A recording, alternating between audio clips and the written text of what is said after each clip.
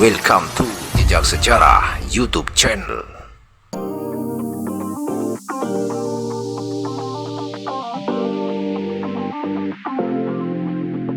Assalamualaikum warahmatullahi wabarakatuh. Jumpa kembali di channel Jejak Sejarah.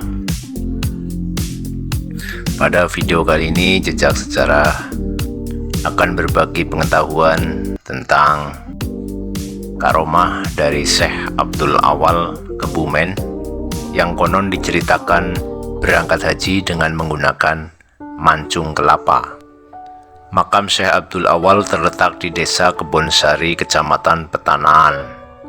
Tidak terlalu jauh dari makam muridnya yaitu Syekh Anom Sitakarsa. Syekh ini dulu bernama Mangkurat Mas dari Yogyakarta, putra Raden Pemanahan dari istri Padmi. Anak Ki Ageng Pemanahan ada dua, yaitu Mangkurat Mas dan Mangkurat Kuning. Cerita berawal saat Ki Ageng berpesan kepada anaknya lewat adiknya Ki Ageng Giring yang bermukim di Cirebon. Ki Ageng Pemanahan memberi wangsit jika suatu saat Ki Ageng mangkat, maka kekuasaan Keraton Yogyakarta diserahkan kepada anak sulungnya Mangkurat Mas.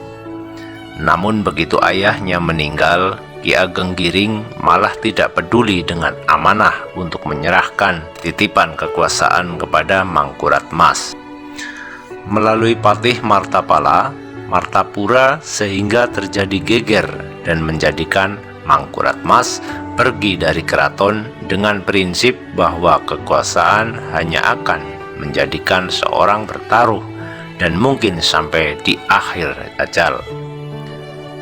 Hanya akan bertaruh dan merebutkan kekuasaan saja. Dan akhirnya kekuasaan di Keraton Yogyakarta jatuh ke tangan Ki Ageng Giring. Sedangkan Mangkurat Mas pergi dari kerajaan menuju ke arah barat dan sampai di seputar desa yang sekarang ini disebut Kebonsari. Di Kebumen, Mangkurat Mas alias Syekh Abdul Awal punya banyak murid, diantaranya di Guyangan Syekh Sitakarsa dan Syekh Abdul Roshid. Sebagai seorang pembawa ajaran Islam Jawa, Syekh seorang diri mengajarkan ilmunya di daerah ini. Ada tokoh lain yang dikenal yaitu Syekh Abdul Muhyi, namun dia membawa risalah Islam murni dari tanah Arab. Abdul Muhyi anak dari penambahan Sultan Imam Mahdi dari tanah Madinah. Begitu merasa cukup lama bermukim di Kebumen, Syekh ingat akan sebuah pesan yang tertulis di kitabnya untuk pergi ke tanah suci, yaitu naik haji. Pada saat Syekh naik haji, dia menggunakan mancung dari pohon kelapa. Keajaiban itu bisa diwujudkan karena ilmu kebijaksanaan yang dimiliki oleh sang Syekh. Saat mengembara ke Kebumen, Syekh Abdul Awal sudah menamatkan ilmu dari pesantren dan menikah dengan putri Keraton Solo atau Surakarta yang bernama Jonggrang.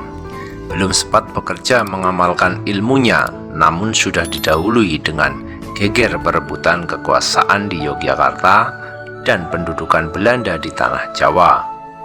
Seumur hidup Syekh Abdul Awal hanya mempunyai satu istri, yaitu Nyai Jonggrang.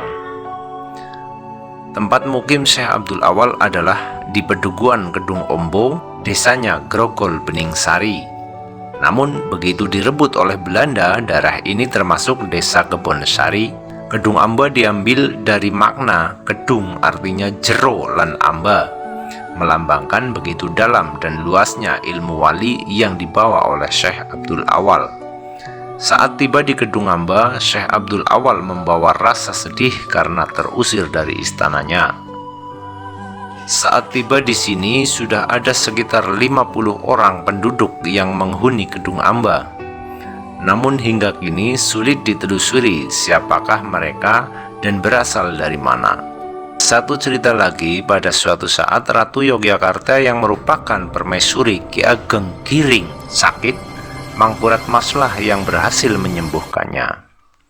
Sesuai dengan janji yang diucapkan Ki Ageng Giring, bahwa siapapun yang berhasil menyembuhkan istrinya akan dituruti segala permintaan.